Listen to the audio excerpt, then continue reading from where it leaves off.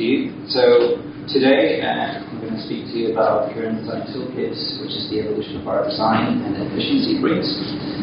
A little bit about myself. My name is Jakub, Urbanczyk, digital construction manager for Cairn. I spent the majority of the last decade in the data center sector of the construction industry, and then I moved to Cairn to transfer all the good pieces around BIM and digital construction to the business. Right, so today what I'm going to talk to you about is, I'm going to start with our innovation journey, and this is really the key piece of the puzzle for you to understand why we then moved with our business to standardization and digital toolkits. And then I'm going to finish up with where we're going with this into the future. So a little bit about Cairn and a little bit about the numbers. So in the graph you can see our business has been growing since 2020 on average 32% year on year in terms of delivery of houses and apartments. And at the same time, you can also see that over those years we've decreased our carbon footprint by 74%. We introduced passive apartments, so we're currently building 1,800 passive apartments across the country. Now, in order to do that, so to scale the business, but also decrease the carbon footprint, we need to innovate. And so at any given point in time, we have 15 research projects in our innovation center. And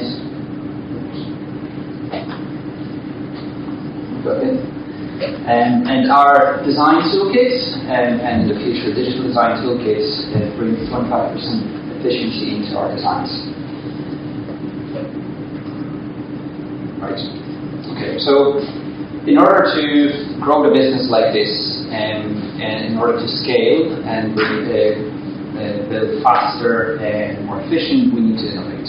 And so, our innovation journey really started at the beginning of the business. So, initially, we were building standard houses with blockwork in 2018. We've introduced bathroom pods. We've introduced precast column and SFS. So those construction methodologies that bring efficiency to the process. Then we switched to heat pumps and 100% timber frame houses. And you'll see that from 2020 and 2021, we started introducing not only material and methodology efficiency into our process, but also we started looking at our whole delivery, especially from design perspective. And so we've introduced a technical guidance for apartments, then standardization toolkit phase 1 for houses, which standardizes how a Cairn house is supposed to be designed and built. And then we moved on to releasing our innovation website, and now we're having our innovation center in place, and we're building digital design toolkit. So I'm trying to highlight here, it wasn't an event. It happened over 9 years of innovation. We're entering actually 10 years of Cairn in June. And really our innovation was focused to evolve the best way we can so that we deliver the best quality houses for our society. It wasn't revolution, it was simply evolution of the business, and each innovation we introduced brought a measurable benefits, essentially value to the business. Right, so as we scaled the business, we identified the need to be more efficient in how we deliver the whole process. And what I mean by this, it really starts from pre-acquisition all the way to the handover and aftercare. Because Cairn has very unique end-to-end business model, and so we look after every single stage of the investment. So in order to bring in efficiency in the whole process, we need to look at the integration of different puzzles of that process. So we really started with introduction of Microsoft Dynamics 365 powered application, in which we really manage every single unit that we deliver across Cairn developments. What that means is, once we, at the early design stage, once we identify how many houses or apartments we have built, each unit is virtually created in this application. And then throughout every stage of our development process, our investment process, which is early design, planning, post-planning, detailed design, then construction, handover, and then aftercare, we layer additional information about that unit. So what it really creates, it first of all creates a digital thread of information, or golden thread of information, you may know it, and that platform is essentially a digital backbone to the whole business. So our business operates in that platform every day, day in, day out. So to give you an example, for instance, if a unit has been created early in the design and then eventually reached the aftercare period, has been built, our aftercare team would have all the information about that unit in this platform to use to help customers. Right, and the next building block of our integrated process is a technical design library. And what the technical design library is simply a SharePoint page with detailed design guidance on how to build and how to design houses and apartments for care. Another building block is the design toolkit, which is a set of standardized drawings, construction details, and components that are to be used during design and construction. And the last, which is something that's in development and which I'm going to focus later on, is the digital design toolkit. So this is how we take those three components that are presented here and we elevate them into a digitized world. So I'm going to start with standardization to explain the toolkit. So here we have a few examples of a standardized housing from around the world, and London, from Paris, and from New York. And my point here is that standardized design doesn't have to be boring, it doesn't have to be ugly. In Cairn, the way it looks, there's a few examples here of standardized units. So you see some detached houses here. They look different externally, but internally it's the same house. So if you were to compare it to the manufacturing industry, you are using the same chassis, for your car in this case for a house, but you changed the external look. And a few other examples of our semi-detached and terrace houses as well. And so this is really enabled and powered by the design toolkit or standardization toolkit, which I mentioned, so a set of standardized drawings, details, and component library. Now all of that is brilliant and has been very useful for us in order to build standardization across the business and with our design partners and supply chain. However, this is not digitized. So what we see here is essentially PDF and a CAD file. So this is where the digital design toolkit comes in. And what the digital design toolkit does, it combines all the good pieces together and elevates it. So in 2024, we've partnered with H&M Architects to deliver this toolkit and embed it in-house. And this toolkit is in development. So what it is, it consists of 5 elements. And the first element of the toolkit is a standardized component library. Some of you may know it as killer parts. And so you can see examples here of standardized shower trays, standardized kitchens. There will be standardized roof trusses, timber frame kits, etc. And we also have an example here in the video and examples of standard facades, which are essentially pieces of the puzzle. Then we have a standard model and drawing of each house type. So in our library we have around 11 house types divided into each house type has around 4 subtypes. So ballpark 40 house types. So each house has a digital replica with a linked standardized drawing. And the first component, and this is what creates really the toolkit and elevates it into a digital world, is configurator software. So what configurator software does, and it's something similar to what Bruno was presenting earlier, what configurator software does is takes our component, it takes a standardized unit, and then it takes a standard construction drawing that is delivered to site, and then combines it using a piece of software. I want to make a highlight here. There's no AI there. Okay? There's no AI, it's a purely piece of software. And so when all of that is combined together, what it does, it creates a model of a house block. And it also creates a standard set of drawings that are used in our construction site.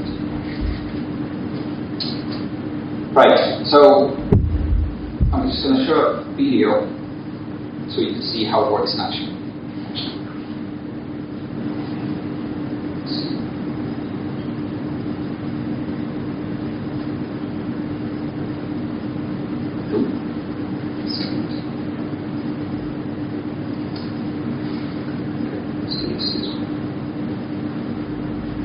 Will this work?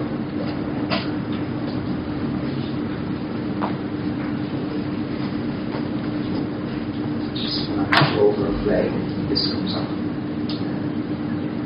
I can play it on screen, not this week. That'll be fine.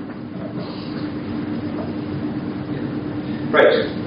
So digital design toolkit, as I mentioned, starts with component library. And so the component library, you see those different elements. But the key thing about every component is that every single one has a metadata behind it. And that's where we layer information about this specific component that makes sense for us. And right, the next element, still component library. We have examples of standardized facades, and these facades are essentially being swapped out between different developments. And an example from apartments where we have our standardized balconies, again with a set of metadata behind it. Then we have our unit catalog, or standardized model and drawing of each unit type we have in our standardization library. And the key thing here is that every component that's inside, the roof truss, the kitchen, and floor, comes from the component library. And here's our standardized drawings, which explains how this house should be designed.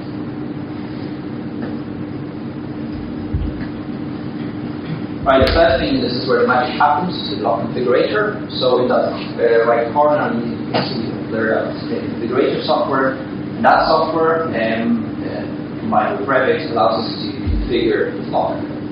And to show you how it works with configuration of the actual design drawing, so here we have Cairn 5. We can increase the number of blocks of houses in that block. Not only our 3D model, but our construction drawings change accordingly. Now we've added one unit in here. We can also change the size. You will see on the model that the size can manipulate automatically. And changing the terrace unit to the different one, the base model, sorry. Because of data-driven part of it, we can also automate and standardize our scheduled quantities. So then we change the facade, the window size has changed according to the specific facade. And all of that is packaged in a cloud-based workflow to make sure that our design partners and our supply chain, our construction teams have access to the latest, not only model data, but also the drawing data produced with the Toolkit.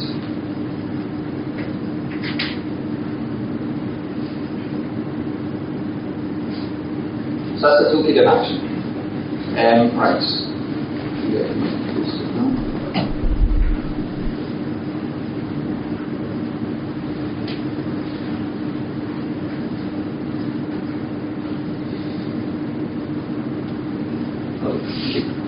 Right, so the Toolkit from a process point of view introduces a new way of working in a Cairn environment.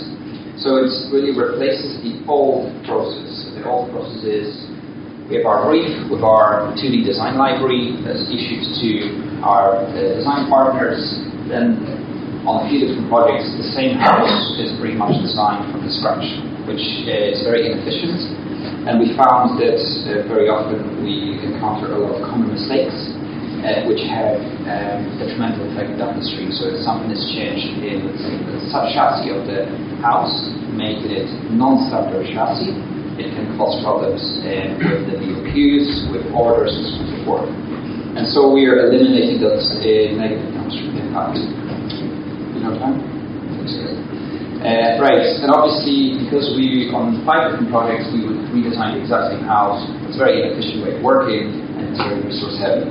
So the new way of working that we are introducing is powered by a combination of our technical guidance, our design brief, but also by the Toolkit, which automates creation of the construction deliverables.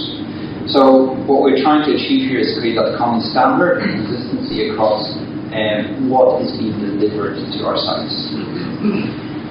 And it also gives us opportunity to update our Toolkit and update our standardization as we learn on what worked and what didn't work on a particular project.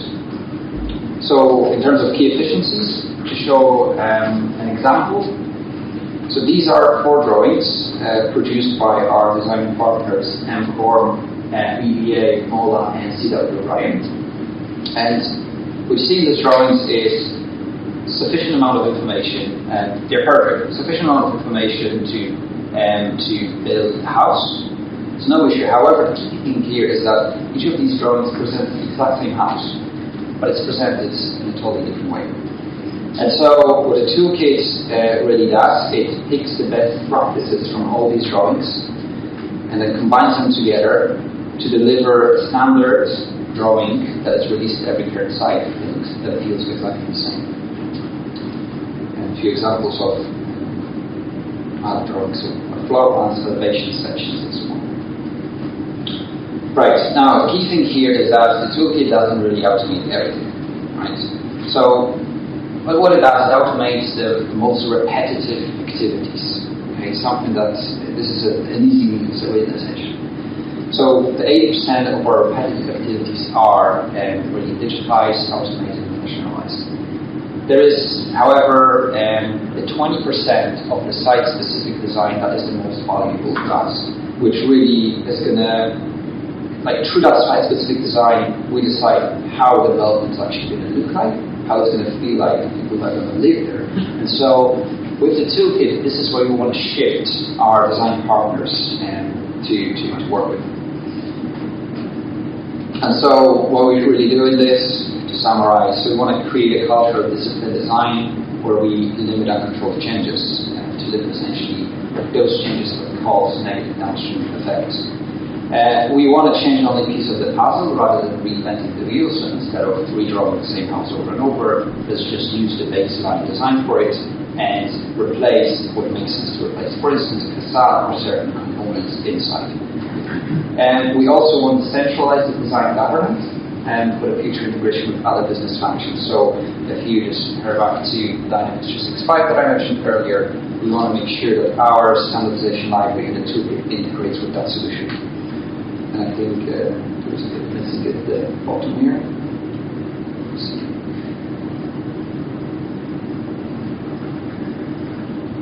Yep, ensure predictability and consistency of design. So we want to make sure that specific design that looks a certain way, feels the same, a certain way, that provides standardized information on every site.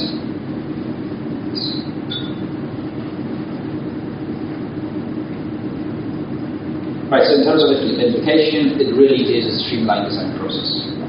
It also reduces time that we would spend on those repetitive tasks and shifts the focus into more complex areas of design. It ensures the high quality standard of deliverables, and crucially, it allows us to scale the business. So essentially, you saw at the beginning that bar chart, which shows the scale of the business and the growth year on year. And so for us, in order to build that scale higher than now, we need to change something. We need to be more efficient with how we do things. And lastly, integrating with our existing systems and processes. So there's a lot of obviously about AI. And so the key here is in the future to how can we integrate that solution with, for instance, AI. Now, lastly, a little bit about the data-driven approach and future opportunities of this solution. So I'm just going to explain the toolkit again. So we start with the components. It can be anything from a heat pump, balcony, window, so on. The components build up houses. So if our houses build blocks, and then out of blocks we assemble entire site. Right. But on the other side of the spectrum, we have the data-driven element of it. So the data-driven element of it not only allows us to build accurate bills of quantities using standardized design, it also allows us to link our components to a program, creating 40 sequencing, and then it allows us to bring EPDs into each component, and which in turn lets us build a standard carbon build-up in developments. So the digital toolkits, we're using it for design, streamlining the design, it allows us to streamline the cost and quantity surveying, and in the future integrates with our sales departments and our construction scheduling. And then it also builds a platform, a strong foundation for us to build additional efficiencies into our town planning, construction methodology processes. Moreover, lets us investigate how we can integrate this toolkit with technologies we're not aware of yet, for instance AI, and link it within the whole business environment. So for us, these are three takeaways from today. So one is that innovation does not happen overnight. For us, it was a process. If we didn't have a standardized design 5-6 years ago, we wouldn't be able to build a toolkit now. Successful innovation is achieved with partners. And so every single piece of technology application that you saw here today was built with our partners, our language 65, our standardized design, and so on. And lastly, the innovation that we introduced delivered practical and measurable gains that gave value to our business. And if you bring innovation into your business, this should be your key focus. Innovate in order to deliver a certain value. So that's all from me. Thank you very much.